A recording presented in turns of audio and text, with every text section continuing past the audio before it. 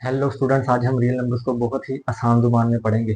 तो सबसे पहले पढ़ते हैं हम नेचुरल नंबर्स। नेचुरल नंबर्स क्या होते हैं? ऐसे नंबर का सेट जो वन से स्टार्ट होता है।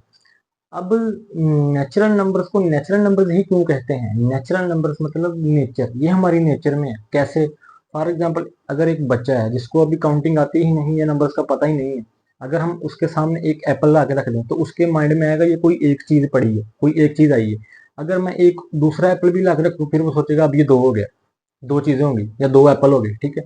उसके बाद अगर कोई एक और एप्पल ला के रख दे तो अब उसके माइंड में आएगा तीन। मतलब ये हमारे नेचर में खुद ब खुद ही हमारे नेचर में आते हैं ये काउंटिंग या नंबर, ठीक है। अगर कुछ भी ना पढ़ा होगा तो फिर वो क्या कहेगा? फिर कुछ भी नहीं कहेगा, ठीक है। लेकिन अभी कुछ भी नहीं का कॉन्सेप्ट नहीं था, तो सबसे पहले जो नेचुरल नंबर आए थे, मतलब नेचुरल नंबर जो थे वो वन से स्टार्ट होते हैं, वन टू थ्री फोर, इसीलिए हम कहते हैं कि ये हमारी नेचर में है, ठीक है। लेकिन उसके बाद आगे होल नंबर। होल नंबर क्या होता है कि नेचुरल नंबर में ही अगर मैं जीरो ऐड कर दूं तो वो हमारे पास क्या हो जाते हैं? Whole number. अब जीरो का कंसेप्ट क्यों आया? वही बात कि अगर कोई चीज नहीं है तो उसका मतलब कुछ भी नहीं। तो उस कुछ भी नहीं को हम कहते हैं कि जीरो। जैसे फॉर एग्जांपल आपका बैलेंस है। अगर आपका बैलेंस बैंक अकाउंट में 10,000 है, आपने निकाल लिए तो पीछे क्या बचा? कुछ भी नहीं। तो हम उस कुछ भी नहीं को क्या कहते हैं? हम जीरो। हम कहते हैं हमारा जो बैलेंस है वो जीरो है, जीरो बैलेंस है। जीरो का मतलब कुछ भी नहीं है। तो कुछ भी नहीं को रिप्रेजेंट करने के लिए हम जीरो का यूज करते हैं। उसके बाद आते हैं इंटीजर्स। इंटीजर्स क्या होते हैं कि होल नंबर में ही अगर आगे मैं नेगेटिव नंबर ऐड कर दूं तो वो हमारे पास क्या हो जाते हैं? इंटीजर्स। अब नेगेटिव नंबर की जरूरत क्यों पड़ी? फॉर एग्जाम्पल, आपके पास 20 रुपीज है, आप शॉप पर गए और वहां से आपने कोई चीज खरीदी लेकिन वो थी 30 रुपीज की, लेकिन आपके पास 10 रुपए नहीं है। 10 रुपए कम है ना आपके पास, तो वो जो कम है वो है -10। मतलब जो आपके पास नहीं होते वो होते हैं नेगेटिव में, और जो आपके पास होते हैं वो होते हैं पॉजिटिव में। तो यही नेगेटिव का कॉन्सेप्ट है कि नेगेटिव जो आपके पास नहीं है वो माइनस में चला जाएगा, ठीक है। तो इसका मतलब आपके पास -10 रुपीज नहीं है, लेकिन जब आपके पास आ जाएंगे तो वही माइनस अब फिर प्लस हो जाएगा, तो अब आपके पास है, ठीक है, तो ऐड हो जाएंगे ना फिर। लेकिन अब आपके पास नहीं है तो -10 है।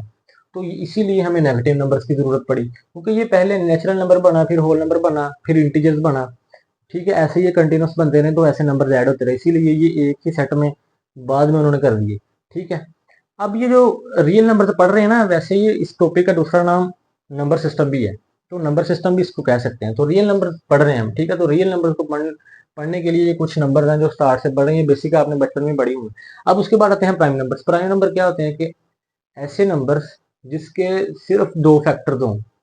फैक्टर्स का मतलब कि वो कंप्लीटली डिवाइड हो जाए। जैसे फॉर एग्जांपल 2 है, 2 किस पे डिवाइड हो जाता है? 2 पे। मतलब 2 1 2 हो जाएगा, डिवाइड हो जाएगा। 2 कंप्लीटली 2 पे डिवाइड हो जाता है ना, 2 1 पे भी डिवाइड हो जाता है। तो ये जो जिस नंबर पे डिवाइड हो रहा है ना, इसका मतलब फिर वो उस जिस नंबर पे डिवाइड हो रहा है, तो वो जो उस नंबर को डिवाइड कर रहा है वो उसका फैक्टर हो जाएगा जिसको वो डिवाइड कर रहा है। जैसे फॉर एग्जांपल 2 2 1 पे भी डिवाइड हो सकता है, यानी कि 1 2 2 हो जाएगा। 2 1 2 मतलब 2 2 पे भी डिवाइड हो सकता है, 2 1 पे भी डिवाइड हो सकता है। तो फिर इसका मतलब ये फैक्टर है, क्योंकि ये जो नंबर है 2 को डिवाइड कर रहे हैं, 1 भी और 2 भी। तो जो नंबर किसी दूसरे नंबर को डिवाइड करे तो फिर वो नंबर क्या हो जाएगा? उस नंबर का फैक्टर हो जाएगा। कंप्लीटली डिवाइड करना है, ठीक।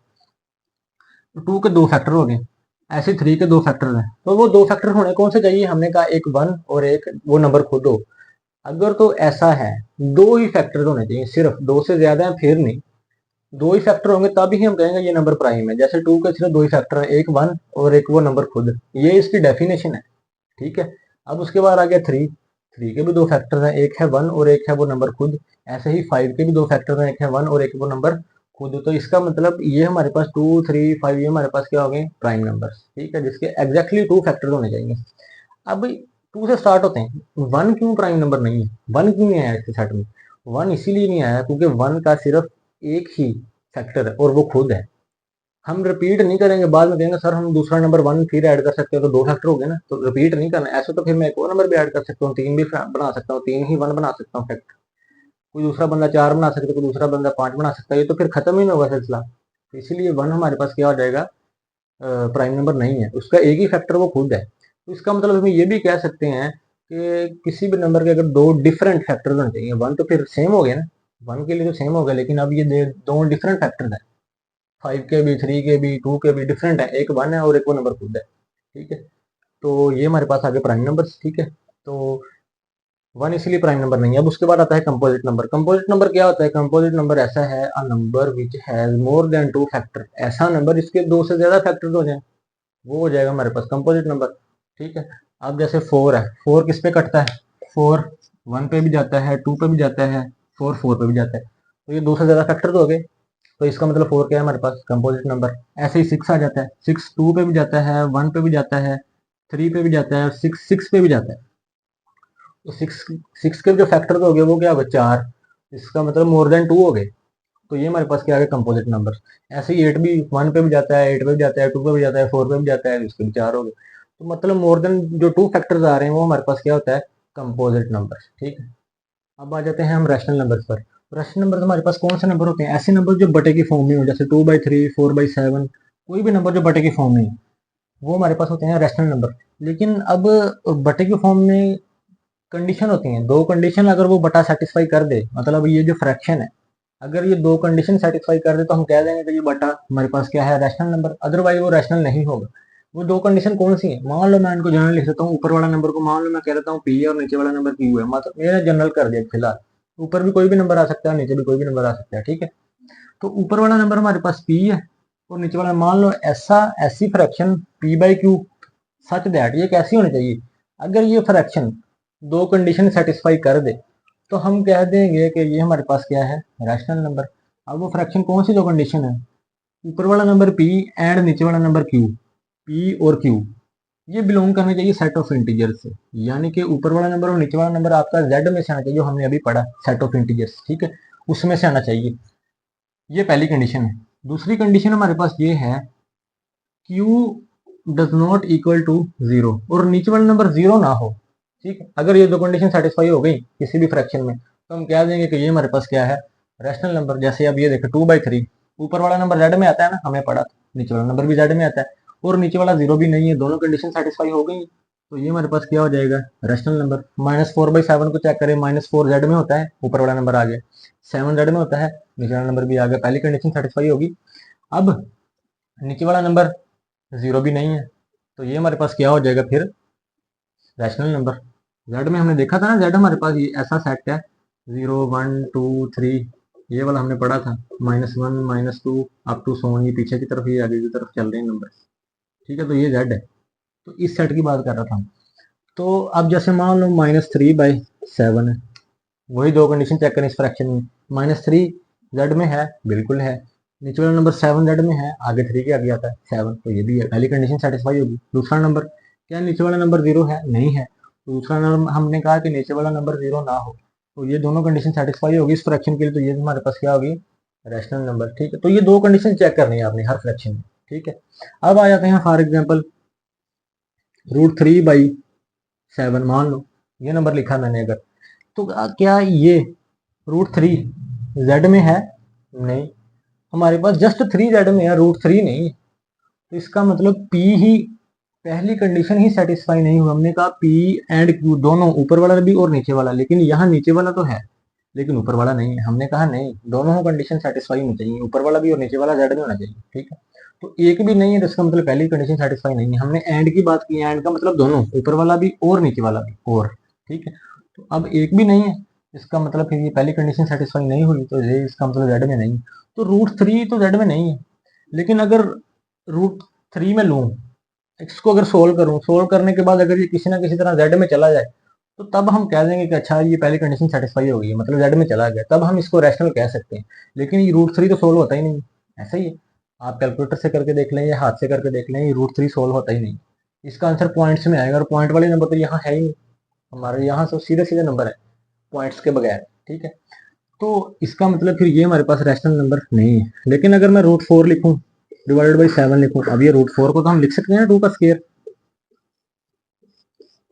तो ये 2/7 हो गया, 2 से 2 कैंसिल हो गया। ठीक है, अंडर रूट से, अब ये 2/7, अब ये √4 खत्म होके 2 बन गया, यानी कि जब √4 को सोल्व किया तो ये 2 बन गया, मतलब ये √4 इंटीजर बन गया, 2 इंटीजर है ना एक, तो ये इंटीजर में कन्वर्ट हो गया। √3 इंटीजर में कन्वर्ट नहीं हो रहा था, लेकिन √4 तो कन्वर्ट हो गया ना। इसका मतलब ये ऐसे रूट्स जो सोल्व होके जेड में चले जाए, वो हमारे पास फिर इसका मतलब क्या होता है?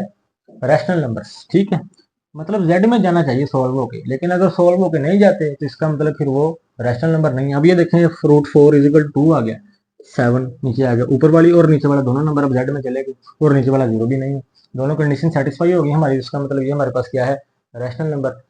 लेकिन अगर ऐसे होता, मान लो √4 है और नीचे मैं लिख दूं √5, अब √4 तो हमने देखा 2 में चला जाता, लेकिन √5 तो अभी भी नहीं गया। तो इसका मतलब ये फिर वही बात कि पहली कंडीशन ही सेटिस्फाई नहीं, हमने कहा ऊपर वाला और नीचे वाला दोनों जेड में होने चाहिए, लेकिन अब की बार नीचे वाला नहीं ऊपर वाला है। ठीक है, एक तो चला गया लेकिन एक नहीं गया, तो पहली कंडीशन फिर भी सेटिस्फाई नहीं होती, इसका मतलब ये भी रैशनल नहीं है, दोनों रूट सोल्व होने चाहिए। ठीक है, तो अब की बार ये हमारे पास आते हैं रैशनल नंबर्स। अब इसके बाद कुछ नंबर होते हैं डेसिमल नंबर्स। अच्छा, अब ये जो नंबर है ये कौन से नंबर है, जैसे ये रूट सोल्व नहीं हो रहा, ये कौन से नंबर है, ये रैशनल नहीं है। तो इसका मतलब ऐसा नंबर जो रैशनल नहीं है वो इरेशनल है। The number which is not rational is called irrational. तो फिर इसको इरेशनल में डाल देंगे, तो ये हमारे पास ये सेट्स हैं, ये इरेशनल नंबर है, जैसे √3 हो गया, रूट √2 हो गया, √5 हो गया, ये सारे क्या हैं, इरेशनल नंबर। क्यों? क्योंकि ये सोल्व हो गए, जेड में नहीं जाते। ठीक हो गया। अच्छा, अब सिंपल अगर 4 लिखा है नंबर, तो ये भी रैशनल नंबर है। क्यों? क्योंकि मैं 4 को लिख सकता हूँ ना 4/1, क्योंकि हर हर एक नंबर के नीचे 1 होता है, अगर कुछ भी नहीं होता उसका मतलब उसके नीचे 1 होता है। अगर हम हर नंबर के नीचे 1 लगा दें तो फिर वो हमारे पास क्या बन जाएंगे, रैशनल नंबर। लेकिन शर्त ये है कि ये कंडीशन सेटिस्फाई करनी चाहिए, अगर इनके नीचे 1 लगा रहे हैं तो ये तो नहीं जेड में जाएगा, ये तो इरेशनल लेगा। लेकिन वो वाले नंबर जैसे नेचुरल नंबर हैं, होल नंबर हैं, उन नेचुरल नंबर के नीचे 1 लगाता जाऊंगा तो वो सारे हमारे पास पहली कंडीशन सेटिस्फाई करते जाएंगे, मतलब ऊपर वाला नंबर भी और नीचे वाला नंबर वो कंडीशन सेटिस्फाई करेंगे इस फ्रैक्शन वाली, तो फिर वो सारे नेचुरल नंबर इसका मतलब रैशनल नंबर हो जाएंगे। क्यों? क्योंकि वो ये कंडीशन सेटिस्फाई कर रहे हैं दोनों, नीचे 1 लगा के। ऐसे ही होल नंबर है, उनके भी नीचे अगर मैं 1 लगा दूं तो फिर वो हमारे पास क्या हो जाएंगे, रैशनल नंबर। ठीक है, अब ऐसे ही कोई भी नंबर जो रूट की फॉर्म में नहीं है लेकिन उसके नीचे 1 लगा दें तो वो हमारे पास क्या हो जाएंगे, रैशनल नंबर।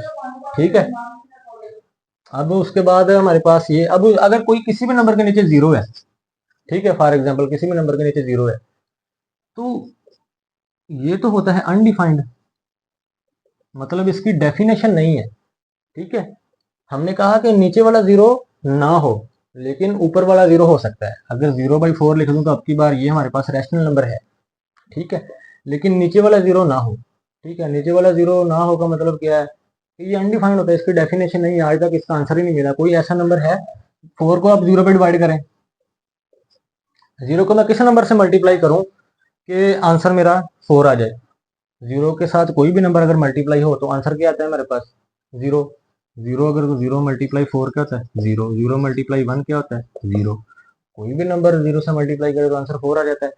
तो इसका मतलब ये है कि कोई ऐसा नंबर ही नहीं है कि जिसको मल्टीप्लाई करके मैं 4 ले आऊँ। इसी वजह से इसकी मतलब कि इसकी डेफिनेशन ही आज तक बनी, तो जिसकी वजह से ये इसको अनडिफाइंड कहते हैं, मतलब इसकी तारीफ ही नहीं है, गैर तारीफ कहते हैं इसको। ठीक है, तो something over 0 is equal to undefined. ठीक है, इसीलिए ये कंडीशन रखी है क्योंकि इसकी डेफिनेशन ही नहीं है।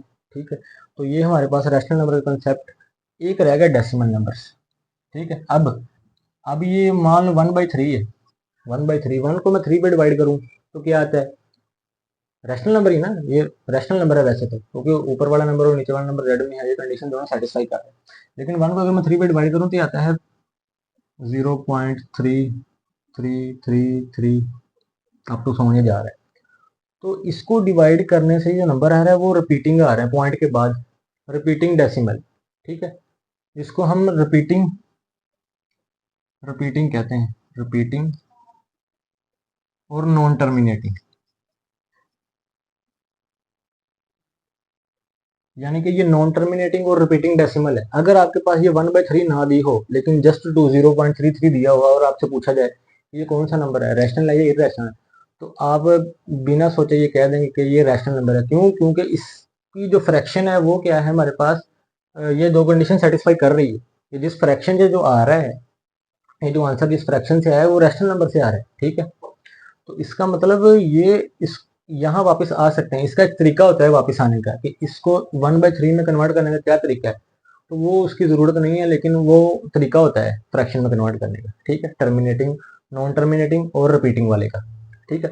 अब अगर अगर लिखा हो, मान लो 2.34 लिखा हो, अब ये नंबर कैसे पता चलेगा रैशनल है या नहीं? पॉइंट वाला नंबर है, ठीक है। तो इसको आप सिंपल पॉइंट खत्म कर दें, 2 3 4 1, जहां पॉइंट होता है वहां 1 लगाते हैं, आपको पता है, और आगे 2 डिजिट, जितने भी डिजिट होंगे उतने 0।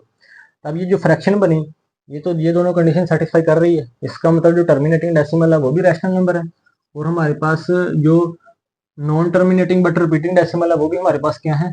Rational numbers. ठीक हो गया।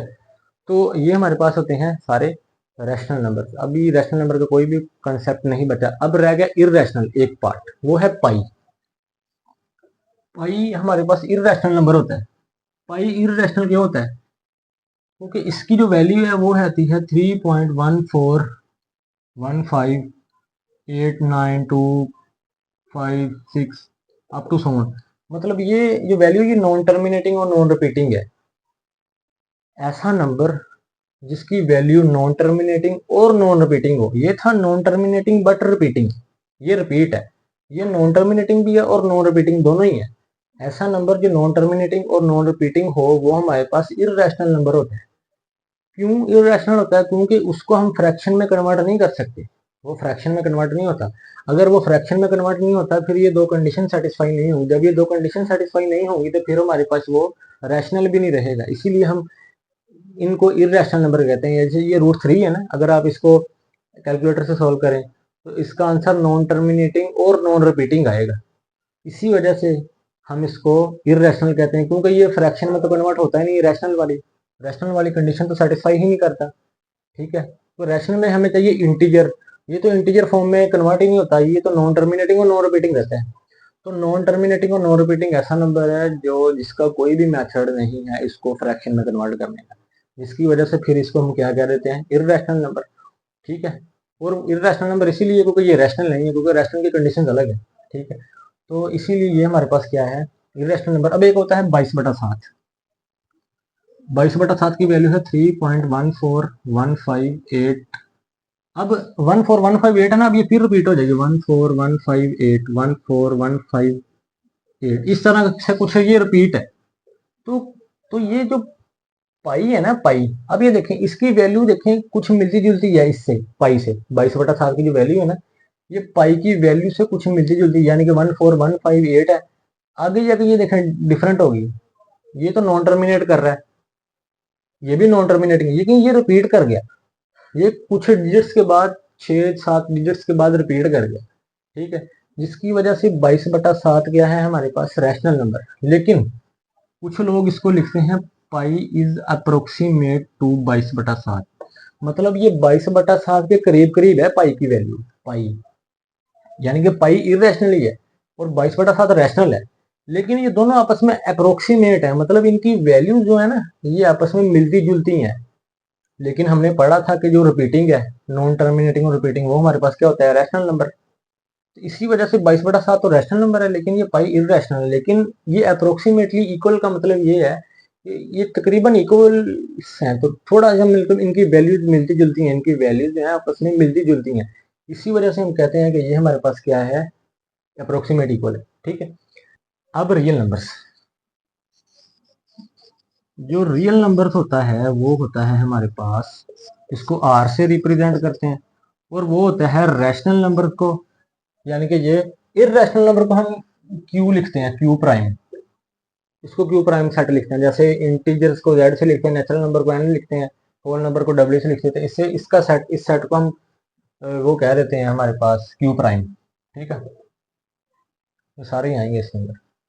तो रियल नंबर जो होते हैं ना वो रैशनल नंबर को और इररेशनल नंबर को दोनों को मिला के प्लस कह लें। ठीक है। इन दोनों को मिला लें। वैसे तो ये सेट्स हैं, सेट्स का तो यूनियन लिया जाता है, यूनियन। मतलब रैशनल नंबर और इररेशनल नंबर को जब मिला देंगे तो जो हमारे पास एक नया सेट बनेगा वो हमारे पास क्या होगा? Real number. तो इसका मतलब रियल नंबर, रैशनल नंबर भी रियल नंबर है, इररेशनल नंबर भी रियल नंबर है, क्योंकि इसके सेट में तो दोनों एलिमेंट्स आएंगे। रियल नंबर के सेट में तो जब यूनियन लेंगे तो उसके अंदर तो रियल नंबर भी आएंगे और रैशनल नंबर भी आएंगे और इररेशनल नंबर भी आएंगे। ठीक है। तो इररेशनल भी रियल नंबर है और रैशनल भी रियल नंबर है, लेकिन रैशनल बजाते खुद रैशनल ही है, इररेशनल बजाते खुद इररेशनल ही है। लेकिन जब ये दोनों इकट्ठे एक सेट में आ जाएंगे तो फिर हम उसको कह देंगे रियल नंबर। ये रियल नंबर ये भी है, रैशनल भी रियल नंबर है, इरेशनल भी रियल नंबर है। लेकिन हमारे पास रैशनल इरेशनल, रैशनल रैशनल और इरेशनल इरेशनल। तो ये हमारा कंसेप्ट कंप्लीट हो गया।